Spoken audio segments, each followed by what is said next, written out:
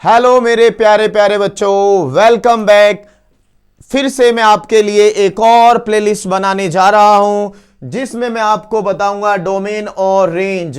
इसके बाद कोई सवाल नहीं छूटेगा, सारे सवालों की आप डोमेन और रेंज निकाल पाओगे। दोस्तों, जैसे आप जानते हो कि फंक्शन चैप्टर में डोमेन और रेंज के भर भर के सवाल जेईई में पूछे जाते हैं और ज्यादातर बच्चे डोमेन तो एक बार को निकाल पाते हैं लेकिन रेंज में तो फंस जाते हैं। रेंज कैसे निकलेगी, बहुत सारे सवालों में गड़बड़ होती है। लेकिन इस प्लेलिस्ट को जब हम कर लेंगे, इस प्लेलिस्ट में मैं बहुत सारे लेक्चर्स बनाऊंगा। तो आज मैं लेक्चर 1 से स्टार्ट करने वाला हूं दोस्तों, और धीरे धीरे धीरे धीरे वो सारे कंसेप्ट बता दूंगा जिसमें हम रेंज बड़े ही आराम से निकाल पाएंगे। हर एक फंक्शन की रेंज डोमेन के साथ एकदम अच्छे से समझ पाएंगे। तो चलो बच्चों, देरी ना करते हुए आज का लेक्चर नंबर 1। और सिर्फ बताऊंगा नहीं कि रेंज निकालते कैसे हैं, बल्कि यह भी बताऊंगा कि जल्दी जल्दी कैसे निकालेंगे। दोस्तों, जल्दी कैसे निकालेंगे, क्योंकि जेईई में सिर्फ जेईई के एग्जाम में सिर्फ सवाल करना नहीं होता मेरे दोस्तों, जल्दी भी करना होता है, थोड़ी स्पीड पे भी हमें काम करना होता है। तो देखो, आज हमें डोमेन और रेंज की बात करनी है। तो बच्चों, आज के लेक्चर में हम सीखेंगे कि हमारे पास एक क्वाड्रेटिक फंक्शन है f of x is equal to a x square plus b x plus c. ये एक क्वाड्रेटिक फंक्शन है मेरे दोस्तों। अब मुझे इस फंक्शन की क्या चाहिए, डोमेन चाहिए और रेंज चाहिए। यहां तुम जानते हो ये ए बी और सी, यहां कोई भी ये रियल नंबर्स हो सकते हैं। तो इसकी डोमेन क्या होगी और इसकी रेंज क्या होगी। तो देखो बच्चों, सबसे पहले तो डोमेन समझ लो आप इसकी, बिल्कुल समझ लो डोमेन की। डोमेन क्या होगी, ये एक पॉलिनोमियल फंक्शन है, क्वाड्रेटिक एक पॉलिनोमियल फंक्शन होता है और उसकी डोमेन हमेशा रियल होती है। तो डोमेन का तो खेल ही खत्म हो गया। ये एक पॉलिनोमियल फंक्शन है, डोमेन हमेशा रियल होगी। लेकिन बच्चों, इसकी रेंज क्या होगी, तो रेंज निकालने के अलग अलग बहुत सारे डिफरेंट मेथड्स हैं। पर आज के लेक्चर में मैं आपको एक ऐसा मेथड बताऊंगा, एक ऐसा शॉर्टकट बताऊंगा जिसमें अगर कभी ऐसा फंक्शन है और उसकी रेंज पूछ रहा है तो आप विद इन अ सेकेंड उसका आंसर बता दोगे। लेकिन वो बताने से पहले आपको दो बातों का ध्यान रखना पड़ेगा मेरे दोस्तों। देखो जरा, जैसे कि यहां पर हम देख पा रहे हैं कि हमारे पास फंक्शन है ये। तो बच्चों, ये जो होता है एक्स स्क्वायर का जो कोफिशिएंट होता है ए, इस ए को मैं कहता हूं लीडिंग कोफिशिएंट। क्या कहता हूं बच्चों, लीडिंग कोफिशिएंट।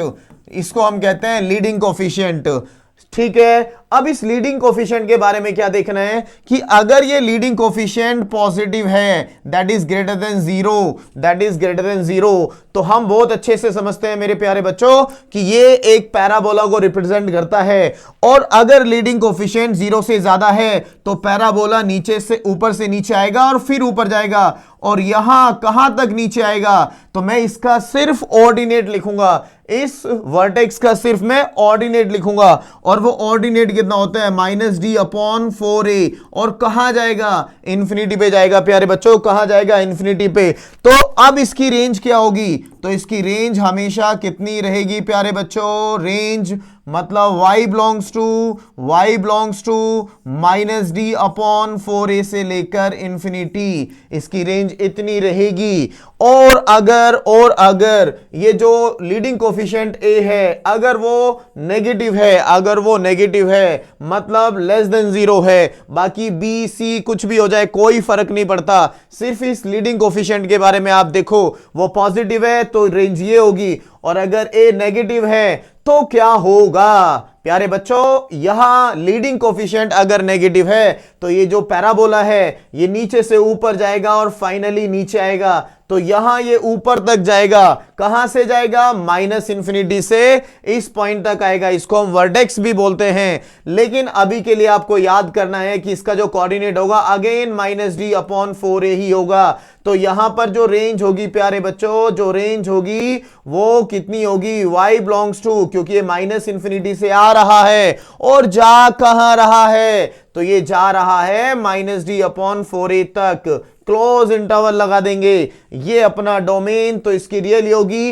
लेकिन रेंज इस केस में यहां पर होगी -d/4a से इंफिनिटी, इस केस में रेंज होगी -इंफिनिटी से -d/4a। चलो देरी ना करते हुए इलिस्ट्रेशन करते हैं, दिखाता हूं मैं तुम्हें कैसे चुटकियों में इसकी रेंज निकलेगी। तो देखो प्यारे बच्चों, हमारे पास फंक्शन है f of x is equal to, क्या फंक्शन है 3x² प्लस के 4x प्लस के 2, ये एक फंक्शन है, इसकी रेंज चाहिए।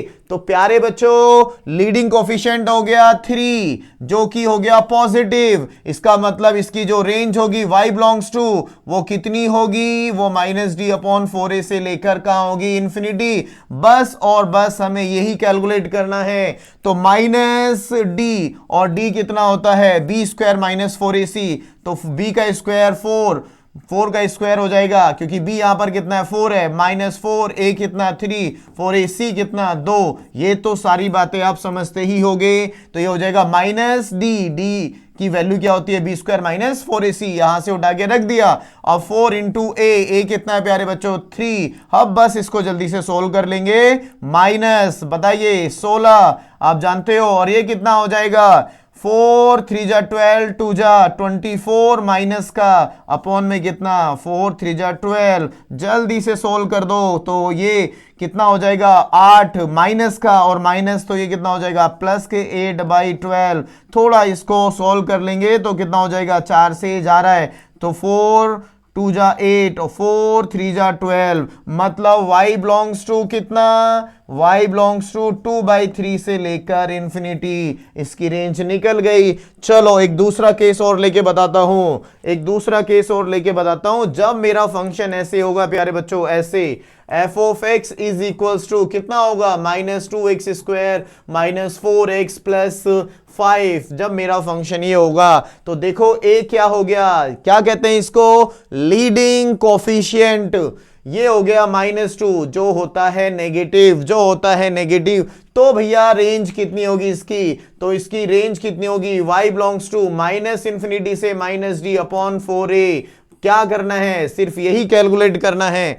तो -d और d कितना है -4 का स्क्वायर, b² - 4, a कितना है -2, a कितना है -2, 4ac कितना है देखो 5, अपॉन कितना बच्चों, अपॉन कितना 4 इंटू a कितना है प्यारे बच्चों -2। देखो ये छोटी सी कैलकुलेशन है, इसको कैलकुलेट कर लो। तो माइनस ये -4 का स्क्वायर कितना हो जाएगा 16, माइनस ये प्लस हो जाएगा प्यारे बच्चों, और ये देखो कितना हो जाएगा 5 2 जा 10 4 जा 40 अपॉन कितना हो जाएगा -4 2 जा 8, ये माइनस तो कट जाएगा, तो बताइए कितना हो जाएगा 56/8, और ये देखो कटेगा 8 7 जा 56, 8 7 जा 56 हो गया। तो अब इसकी रेंज क्या है, तो प्यारे बच्चों y बिलोंग्स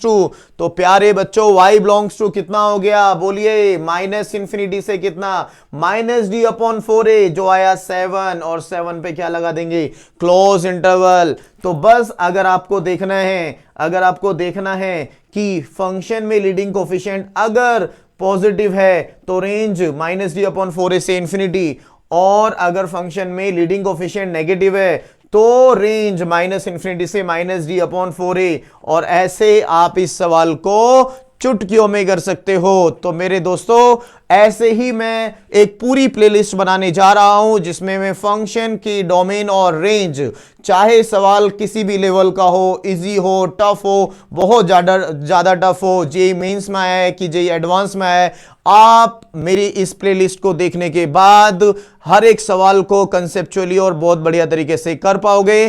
तो इसके लिए आपको क्या करना होगा, मुझे सब्सक्राइब करना होगा और अपने दोस्तों को मेरी वीडियोस को शेयर करना होगा, ताकि आपके साथ साथ आपके दोस्तों का भी भला हो जाए। तो इसी के साथ बहुत बहुत शुक्रिया। Be happy, be positive.